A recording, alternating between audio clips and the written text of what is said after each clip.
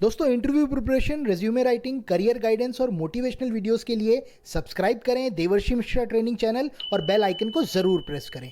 आप मुझे इंस्टाग्राम और फेसबुक पर भी फॉलो कर सकते हैं, लिंक वीडियो के डिस्क्रिप्शन बॉक्स में अवेलेबल है।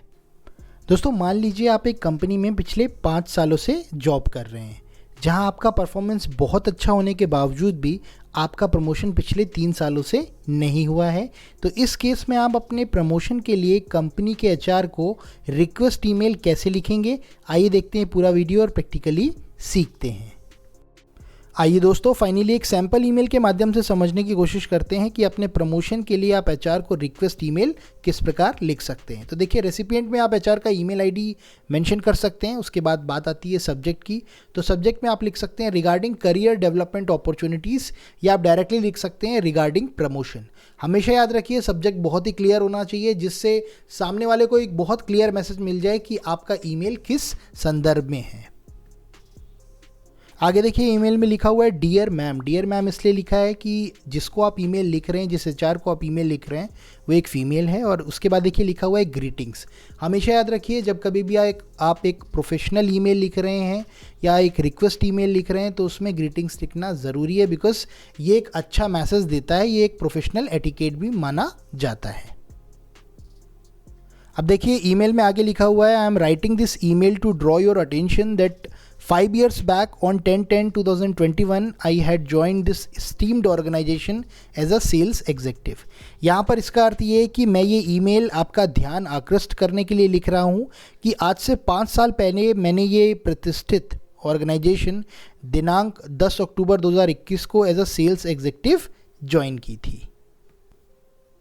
आगे देखिए, ईमेल में लिखा हुआ है all over these years I have completed all the assigned task and projects and I never compromised with the result and quality of work. इसका अर्थ ये है कि इन पिछले वर्षों में मुझे मिले हुए सारे असाइनमेंट्स और प्रोजेक्ट्स को पूरा किया है और मैंने कभी भी रिजल्ट से और अपने कार्य की गुणवत्ता से समझौता नहीं किया है। आगे देखिए, ईमेल में लिखा हुआ है I have always perform my level best and contributed significantly in my teams and company success.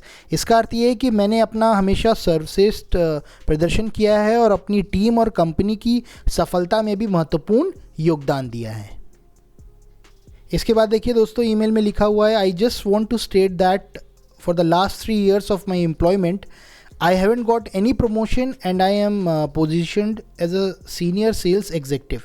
इसका अर्थ ये है कि मैं यह कहना चाहता हूँ कि पिछले 3 सालों में मेरा प्रमोशन नहीं हुआ है और मैं सीनियर सेल्स एग्जीक्यूटिव के पद पर ही कार्य कर रहा हूँ। आगे देखिए, ईमेल में लिखा हुआ है I want to go a step ahead to achieve a better position for my career development. इसका अर्थ है कि मैं अपने करियर के डेवलपमेंट के लिए एक कदम आगे जाकर बेहतर पोजीशन हासिल करना चाहता हूँ। उसके बाद देखिए लिखा हुआ है expecting for a favourable consideration from your side और नीचे लिखा हुआ है थैंक्स एंड रिगार्ड्स। उसके नीचे आप अपना नाम, अपना कॉन्टैक्ट नंबर, अपना डेजिग्नेशन, डिपार्टमेंट और अपना एम्प्लॉय कोड लिख सकते हैं। Expecting for a favourable consideration from your side का अर्थ यहाँ पर ये है कि मैं आपसे अनुकूल विचार की आशा करता हूँ। तो देखिए, इस तरीके से आप एक बेहद पोलाइट ईमेल लिख सकते हैं, जिसमें आप कोई बड़ी रिक्वेस्ट नहीं कर रहे। होता ये है कि जब कभी भी आप अपने प्रमोशन के लिए ईमेल लिखते हैं, तो शुरुआत में एक पोलाइट ईमेल लिखिए, जिससे आपका एक मैसेज चला जाए कि आप क्या एक्सपेक्ट करते हैं। उसके बाद एचआर डिपार्टमेंट आपसे खुद ही कांटेक्ट करेगा और उसके बाद आप बैठ करके बहुत क्लियरली बात कर सकते हैं और नेगोशिएट कर सकते हैं।